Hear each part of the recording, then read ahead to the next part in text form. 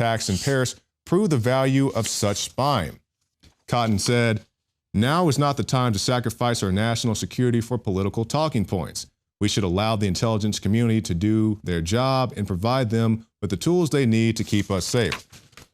Once again, when we talk about surveillance, we talk about the NSA, we talk about any number of things. The NSA can stop attack on their own building. You see police departments happen here in Austin. You've seen it happen in Dallas.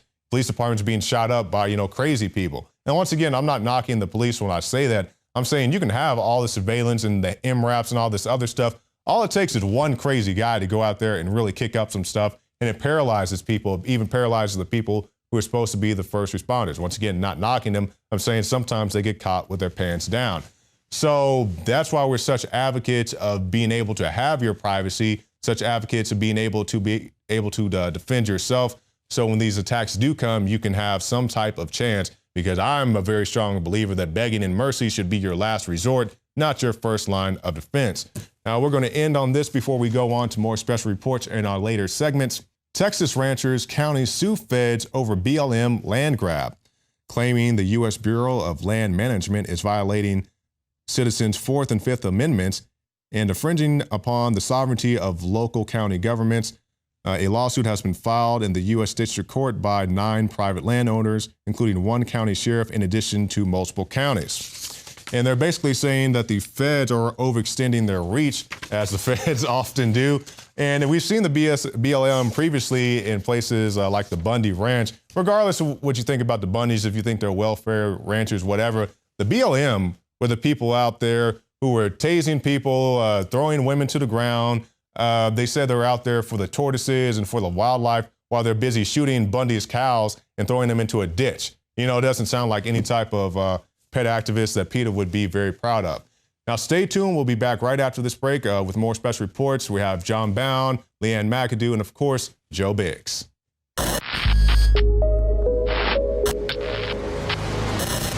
Did you know that only 6 corporations control 90% of what millions of Americans see, hear, and read every single day? It's the illusion of choice. Think about it. The mainstream media is owned by only a handful of megacorporations with vested interests. But on the other hand, the internet is an interconnected network of billions of sources. So you can research information for yourself from multiple sources, or you can blindly accept what you hear or read in the mainstream media, never questioning what you are being told. This gives you a false sense of reality. Do you actually know what you think you know? Or have you been programmed to accept someone else's version of events? Think about it. This is Darren McBreen, and I want you to break the matrix at INFOWARS.com and PrisonPlanet.tv. Shane Steiner's involvement with InfoWarsLife.com truly happened in an organic way. I went to high school with Shane, his brother, knew his parents well, and he was visiting the office once, hadn't been to the office in years, and said, "Wow, I notice you're making and selling supplements. Do these really work? Because I've tried a lot of supplements as a workout enthusiast, and I really think most of them are hype." And I said, "Here, take some home, try it." Well, a few weeks later, he came in blown away and said, "I want to buy 3 boxes of this stuff to give my friends and family. It's simply amazing." He said, "Why does it work so well?" And I said, "Listen, go to InfoWarsLife.com, watch the informational videos with Dr. Group and others. They understand how it all works. I know that it works for me. That's all I understand. The science, the facts, the research, people's testimonials, they're all on InfoWarsLife.com. You can check it out for yourself." I wanted to go to the gym. I wanted to push myself and work out harder, and that led to me being able to come out and do stuff like the barefooting and the surfing and stuff like that, which I've never done. I never would have done that 2 years ago. Shane has said over and over again, more than just libido and energy, it made him want to get into the gym more. It made him want to get in better shape. And believe me, the Steiners have amazing genetics. His brother is a world champion steer wrestler. His dad, Bobby Steiner, is a famous world champion bull rider. They've got natural genetics. But when you added this to the mix, in Shane's own words, it took him to the next level.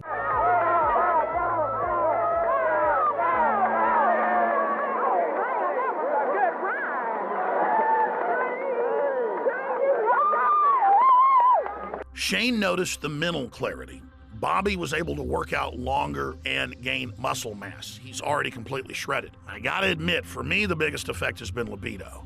Now, I've never claimed to have a body like some beach model, but back when I was 20, 22 years old and worked out every day, I looked great. But over the years, and being married, having 3 kids, and working 18 hours a day, I gained basically 100 pounds. And it's been a long process losing that weight in the last 4 years. But if you look at the photos and the videos of what I looked like 4 or 5 years ago versus today, the results are dramatic. I'd already cleaned up my diet, I was working out hard, but I'd only lost about 20 pounds. It was adding the other key ingredients from InfoWarsLife.com that helped me personally go to the next level and shed another 35 pounds. This has actually made me feel so good that here lately, about a year ago, I started training jiu-jitsu, and that kind of led to doing some boxing and kickboxing. I mean, it's amazing that 2 years ago, I was on the couch and couldn't even tie my shoes, and now I'm training with MMA fighters and just doing stuff that I never thought that I would be doing ever again. So Super Male Vitality has allowed me to do some amazing things, and if it has those kind of effects for me, I know that it will do great things for you. So just try Super Male Vitality. I promise you, you'll love it. And finally, let's look at Anthony Gucciardi, InfoWars.com reporter. He also works with Dr. Group and others, helping develop the newest, most cutting-edge, high-quality supplements. Let's take a look at what happened when he tried to barefoot ski for the first time with the Steiners. And remember, we're not making fun of him. He had the will to get in the arena, and he's lost more than 10 pounds in the last few years of fat and gained more than 10 pounds of muscle. And Anthony chalks it up to Super Male Vitality as well.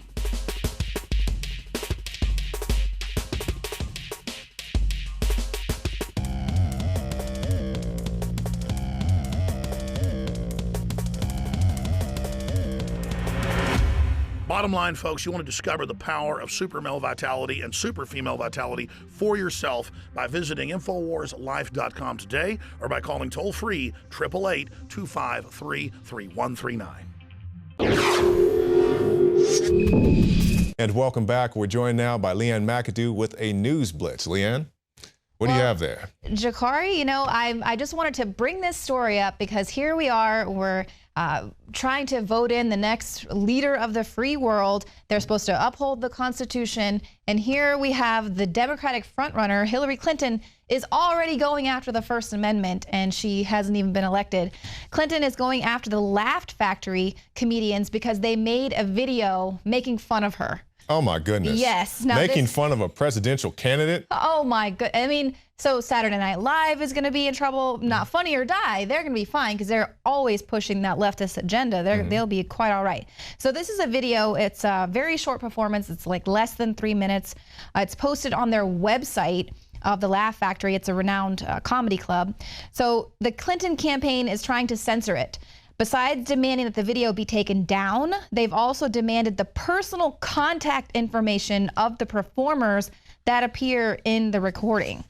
So the owner there of the Laugh Factory said, "I've never had a call like this, threatening to put me out of business if I don't cut the video." No, actually threatening to put the owner out of business. Yeah, take it down. And so let me just tell you the extent of this.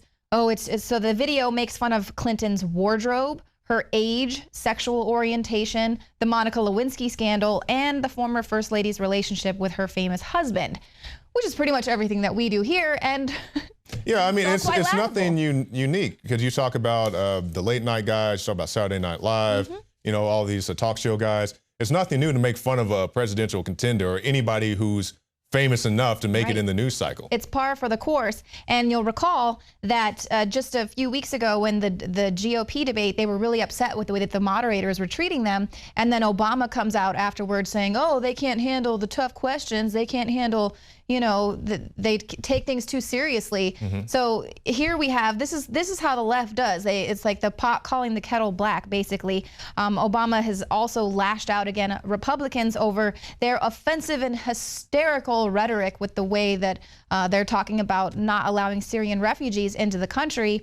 And he brings this up again, saying, you know, first they were too scared of the press being too tough on them in the debates. Now they're scared of 3-year-old orphans. That doesn't seem so tough to me. So, you know, it's okay for him to make fun of these presidential contenders and basically calling them out, saying that they're afraid of babies and things like that, which obviously he said this before the woman suicide bomber. Yes. The audacity of this guy that he would arm al-Qaeda rebels, send them to places like Syria, like Libya to go and kill people, and then just wants to come up here and make a joke about it. It's really disgusting. I mean, just to hear that, I'm dead serious. I'm really disappointed that he would say something like that. Well, he doesn't just given his own track record. Oh, exactly. And well, he doesn't have to worry. He's not running anymore, so he's done. So now he can finally start speaking out, saying things, you know, that he would never say in the past. And finally, the media is starting to shift to where they'll actually attack him, which is, they always do that whenever the outgoing president's there, when they don't have to worry about, you know, getting the inside track there at the White House press corps. They can finally start making fun of the president and doing things like that, but not Hillary Clinton, because she's the incoming one. And if you make a comedic video, then by golly, it's going to be taken down. But again, you know, this is how that sort of leftist ideology shuts down any dissent. And they don't have a problem calling you out, or like we have these Mizzou student protesters right after the Paris attacks, the night it's happening. And of course, that's something that starts trending on Twitter immediately, pray for Paris. They start with the hashtag F Paris and pray for Mizzou. And how dare you start talking about the white, you know, if it's a white attack when there are black people being killed on campuses, or there are black people that are stuck in their rooms. Like there are no black people in Paris. Well, there was plenty of black people and Muslims that were killed in that attack. Yeah. So, but that's, you know, it's just immediately they just, obviously they don't understand the geography there of France and how diverse it is. So they're immediately saying, oh, it's just the white man's terrorist attack. Well, and one thing that you brought up to me earlier this week, I thought was a very excellent point. We had gone out there to talk to people, and before that, they said that it's pretty much a media blackout. We don't want to talk to anybody. If we come, you know, we can get muscles to come and shove you out of the community and all this stuff. So right after saying we don't want media here, media turns the camera to focus on Paris. So hey, everybody come bring your cameras over here and focus on what we're doing. How dare you? It's not saying that the Mizzou or the racism issue isn't important. Yeah, of course we know there is racism in this country, but when you say get the hell out of here and people get the hell out of there, and now you're saying come in here and just focus on us, that's just childish, honestly. Well, and now there's this whole new thing that I'm seeing is the First Amendment or free speech the new all lives matter. So whenever you say, hey, I have the right to say this or whatever on campus, by saying, you know, freedom of speech, you're basically saying all lives matter, which the Black Lives Matter movement takes to be as racist. But don't worry about that, Ja'Cory Jackson. That, you know, that kind of thing is not going to be happening too much longer, because they are really taking care of this white privilege. It will be stamped out on college campuses. The University of Vermont is holding a privilege retreat for students who self-identify as white. So now it's not even, there's like no. Oh, so is it like that one lady who self-identified as black? Yeah, right. Okay. Or Sean King, who it's, you know, he's most likely white, one of these Black Lives Matter movement, but he self-identifies as black. And so here it is, there's no reality, you know, no scientific, biological reality. It's just now how we all self-identify. So now they're having these, it's a 3-day retreat, so students can confront their white privilege. And it's only for students who self-identify as white. And some of the questions, tough questions they're gonna be asked, like, what does it mean to be white? And how does whiteness impact you? And they're basically hoping that they will come to recognize and understand white privilege from an individual experience. So who are these self-loathing people who are like signing up for this retreat so that they can go and join these protests and then be segregated into another room because they're white, even though they're the allies of the Black Lives Matter movement? So it's like, hate yourself, and then come and join our protest, and then we are now going to stamp out your privilege and let you know what a jerk you are because you just so happen to be born a certain skin color. It's just like this circular racism that's coming around. You know, it's a very interesting thing because we've been to many rallies, not just Black Lives Matter, but, you know, anything, abortion, whatever. And you see so many people there of every age, sex, race, whatever, even sexual orientation, and they can come together under a common cause to do something good. But when I see people, they purposely segregate, as you're pointing out here, We don't want you here. If you come here, you got to go stand over there in the corner. It's just completely ridiculous. Or they had last year, they busted out the rules for white protesters. I mean, and here you are at a protest, you're at a rally